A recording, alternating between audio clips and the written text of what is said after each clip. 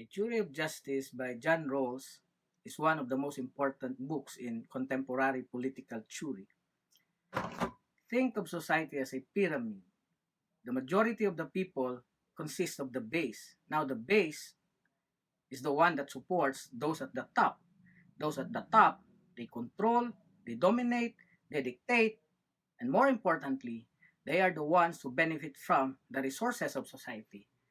John Rawls wanted to change all that, and so he devised what we call the original position. In this original position, people hide under the veil of ignorance, where they have no knowledge whatsoever about any characteristic, identity, including their nationalities and race, in terms of the choice of the principles of justice.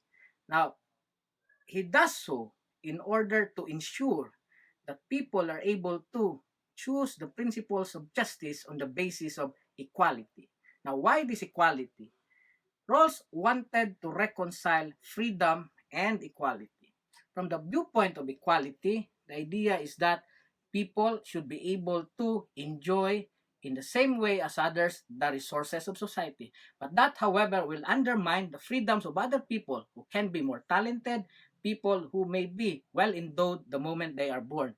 On the other hand, when we think about freedom and we prioritize everything, that everything therefore will have to depend upon the liberties of people, it will undermine equality because there are people who are weak, there are people who are vulnerable, there are people who have disabilities. And so John Rawls therefore devised a way upon which people, even if we want a society that is fair and equal, the basic idea in a theory of justice, therefore, is that number one, there is the priority of freedom.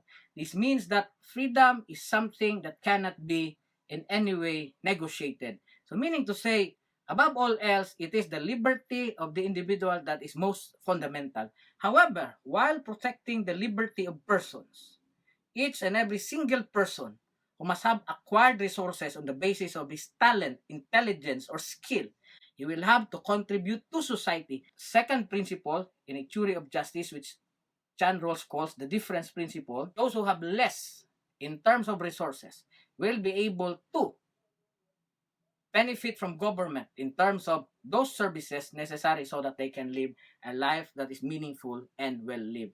And so what John Rawls therefore is doing is that he thinks of justice on the basis of fairness.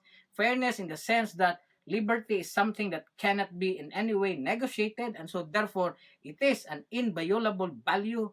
And secondly, he thinks about those who are disadvantaged in society, and so government exists for them.